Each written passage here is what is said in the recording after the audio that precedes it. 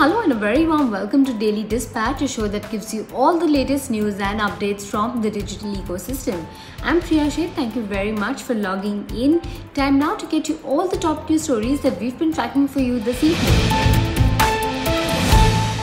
Well, social commerce platform Meesho has raised about $300 million in a new funding round led by SoftBank Vision Fund 2. Now, existing investors also participated in this overall fundraise, and with this investment, Meesho's valuation stands at about $2.1 billion.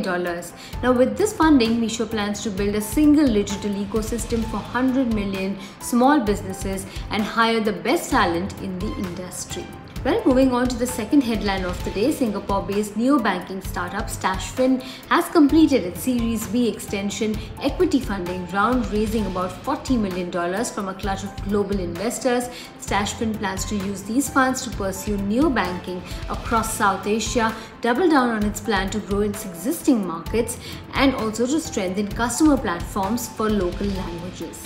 Its startup nurturing platform India Accelerator plans to expand its startup portfolio by over threefolds in 2021 with investment in around 100 such ventures. The company is close to launching SEBI-approved alternate investment funds both for Category 1 Angel Fund as well as Category 2 Venture Capital Fund, which will be providing more funding opportunities for startups. Well, moving on to the final headline of the day, details from more than 500 million Facebook users have been found available on a website for hackers. Now, it has information from over 106 countries, including phone numbers, Facebook IDs, full names, locations, birth dates, as well as email addresses. Now, this information appears to be several years old, but it still raises questions about overall data privacy. Well, moving on to our second segment, I have with me someone who has been in the investment space for a long time. He's also been on the startup front. I have with me Mr. Devang Mehta from Anthill Ventures. Thank you very much, Mr. Mehta, for joining us today. I want to begin by asking you about 2020 in terms of the kind of traction we've seen as far as deals are concerned, and specifically on the exits front. We've seen a lot of private equity exits happening via the IPO route. So tell us about the macro environment and what your view is on the overall sentiment. Sure. First of all, thank you for having me. Great meeting you, Priya, and the Your Story team. 2020 was obviously a difficult year across the board, across sectors, across geographies. COVID impacted everyone largely in a negative way. So I think it was a year of introspection, trying to extend runways, staying afloat, and in some cases like healthcare and telemedicine, of course, it was an area of rapid growth and market expansion. From our portfolio standpoint, I think we broadly divided the portfolio into two or three. Ones that were severely impacted by COVID, those were moderately impacted, and in case of a couple of health tech companies that were actually modestly or significantly positively impacted by COVID. And then for the first two groups, we just ensured they had enough runway to ride out COVID, ride out the storm, and be primed for growth once the pandemic ended. And the ones in health tech, we ensured that they pivoted in a way that they could address COVID in one way or the other and grow significantly. So that's how we saw most of 2020 pan out. I think the ecosystem, the broader ecosystem stayed surprisingly resilient, and that's great to know. I think venture debt in India as an asset class has been growing pretty significantly, driven largely by the need for founders not to dilute beyond a certain point post Series B. So I think well-funded venture capital funded startups have been raising venture debt to extend runways and embark on more growth paths without the founders diluting beyond a certain point. When you look at 2021 in terms of the sectors that will continue to gather momentum, what, according to you, would be the top sectors that both investors are looking for and sectors that you think have potential considering the kind of macro scenario that we're in? So I think healthcare clearly comes to mind. Of course, Anthill is active in healthcare, and I handle healthcare investing and scaling at Anthill. So we are seeing a fair amount of activity, not just COVID-driven or telemedicine-driven, but broadly driven by the continuous need to have access to good healthcare, preempt disease, cure diseases more easily, having healthcare available at affordable rates, and ubiquitous availability of cures and healthcare services across India. So we are seeing a tremendous growth in those sectors. Older diseases like cancer, asthma, diabetes haven't gone away. There's still continuous efforts to try and address them, especially in a population like ours and globally, actually. I think on the flip side of it, to answer the question by exclusion, I think anything predicated on people congregating, let's say, traveling or going on thrill vacations or things like that, those sectors will continue to be under duress and feel downward pressure because people aren't going to be able to meet as freely as possible for the next few months at least. So I think those segments will see muted returns in the near future also. At Anthill, I'm sure that since you're leading the healthcare vertical and investments out there, within healthcare also there are certain parts of the business that are doing well. Of course, you can't paint healthcare with one brush, and there are various aspects to it. So what, according to you, would be the key focal points in terms of investment and investor interest going forward in the healthcare segment? I'd say, telemedicine, of course, has seen tremendous growth because, people aren't able to travel to hospitals easily. As a result, they are forced to get medicinal help from home and, just deal with the ability to talk to doctors digitally, essentially. So appointments, second opinions, going on communities to understand more about the diseases they're suffering from and all that. So then within the broad telemedicine sector, there'll be a micro segments that will emerge, like, for example, monitoring specifically for cancer or asthma or some other deadly disease. So that industry will continue to flourish because, we'll continue to be hampered by a lack of mobility.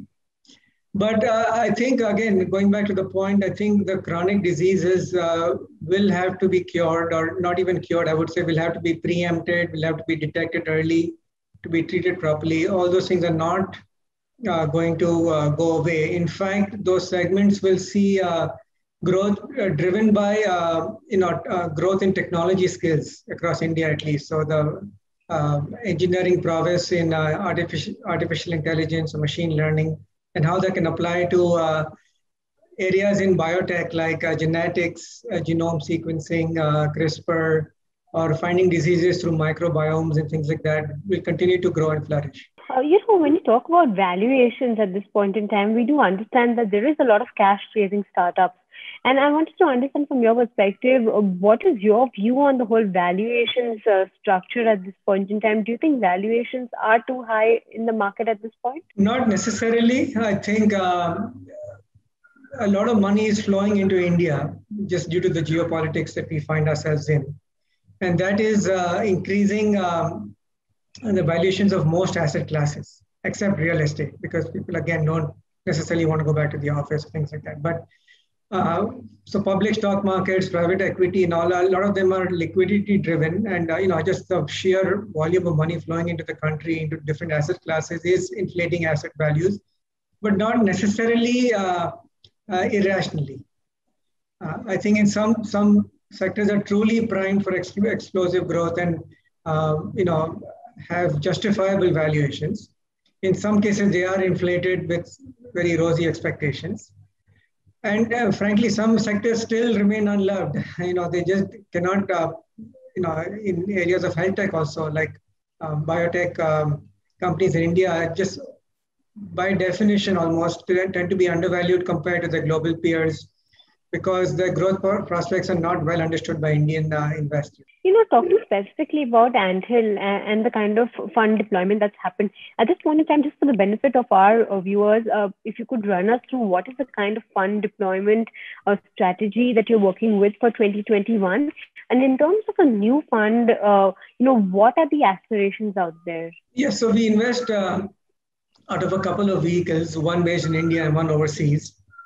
We have three areas of investing and scaling interest. So just a quick digression, but Anthill's DNA is to invest and scale. So we invest in early stage companies and we scale them through accelerators. to put them on newer growth trajectories. Areas of interest are three: healthcare, which I head up, urban tech, which is a broad umbrella for us, encompassing IoT, clean tech, mobility, and next-gen urban living, green technologies, and consumer brands and tech. So these are consumer technologies and brands geared, for example, towards the millennials that need products that are, delivered to their doorstep and neatly packaged, cruelty-free, and things like that. So those are areas of investing and scaling interest, and we are investing out of India and a global fund to address these markets and sectors. So how much of this fund has been deployed so far, and what is the kind of pipeline in terms of a new fund that's coming on? Yeah, so we are raising as well as investing from the current fund in India. About a third of it, about a fourth of the investable capital has been deployed, and we're drawing down more, and the pipeline remains strong, driven by the fact that Antil's philosophy on investing and scaling companies resonates well with startups that need not just capital, but also scaling abilities to grow in the market. Consumer brands in India are really taking off, and we are seeing a lot of interest in interesting deal flow from there. We're also seeing some really good interest in healthcare, early cancer detection and cures through newer biomarkers. For example, a company that we are engaging with helps detect cancer through sputum. Right? So in a country like India, where the incidence of mouth and oral cancer is disproportionately high due to tobacco consumption, detecting cancer through sputum is a very novel idea and something that we hope to capitalize on. Right. A final question before I let you go, basically on the exits environment. A lot of IPOs are coming up this year, a lot of tech IPOs as well in the pipeline. Wanted to understand from your perspective, what's going to be the exit scenario in 2021? Are we going to see a lot of IPO exits via the IPO route, or are you also seeing an M&A market actively flourishing at this point in time? Yeah, I think the IPO route is definitely viable. I think in tech, you see a lot of exits happening from increasingly PE players in secondary markets in India, which are coming into their own. For early stage funds like ours, we are seeing a lot of exits to strategics. So, in the ed tech sector, we've been reading Byju's has been acquiring companies.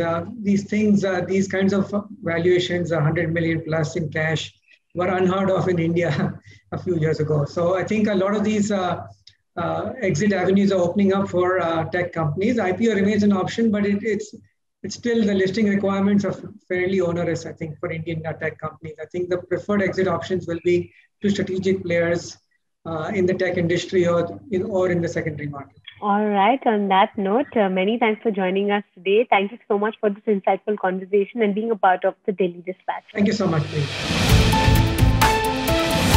Well, time now to say goodbye. Many thanks for joining us on this edition of the Daily Dispatch. I'll see you tomorrow at 5 p.m. Goodbye and stay safe.